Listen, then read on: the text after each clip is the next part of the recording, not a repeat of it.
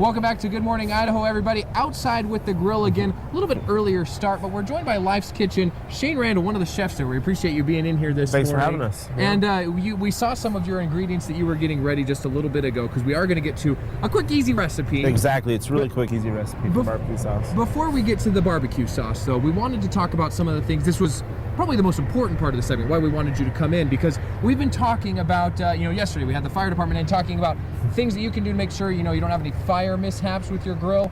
Well, we also want to talk about food. You go outside for your picnic, your barbecue, oftentimes the potato salad, the meat, whatever it may be, sit down on the table unrefrigerated for a long time. So what kind of things do people know as far as making sure that food is still safe to eat? I would suggest making an ice bath with maybe a big tray. You can put the potato salad, macaroni salad, anything that may need to be kept cold temperatures. You can even have backups inside of a cooler with ice, and as people eat the food, you can replenish. And how long does it last when you do get that ice refrigeration going? How long can you have it outside before you need to start worrying about it? Once the ice starts to melt is when you want to start worrying about it. It'll stay cold as long as it's submerged in the ice.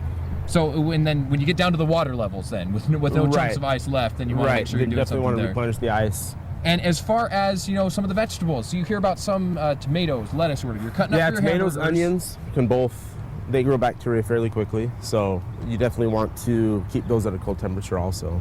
All right, so basically the temperature is key. I mean, that's why we put food really is. In the refrigerator. Exactly. Yeah. And I'm guessing also when you have your food outside, it may not hurt to grab some things, maybe keep the bugs off as well.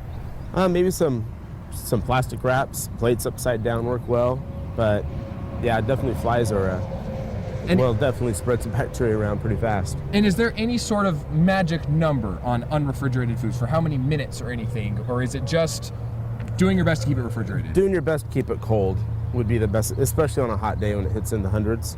Yeah, definitely. And we had one, not in the hundreds, but of course we were in the 90s just the last couple of days. It's going to be a little bit cooler today. But let's get to your recipe now, because you were telling me making barbecue sauce is so much easier than people think. And you got all your ingredients here. It's really quite simple.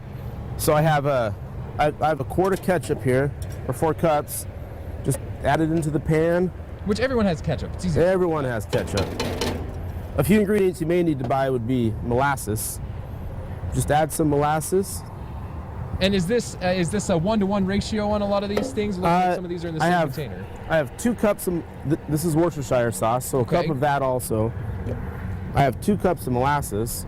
Okay, so there's number 2 on the molasses. Number 2 on the molasses. It sweet, and I'm assuming if you don't want it as sweet, maybe just back off on the molasses. That's the great thing about barbecue sauce. You can create your own. This is just sweet, a base tangy, for it. both, exactly. Smoky, however you want it, right? I have some brown sugar also. Some chili flakes. I like a little spice. And of course, don't forget, you can just cook it on the grill if that's what you want to do. That's why we've got the pot out here today. Exactly.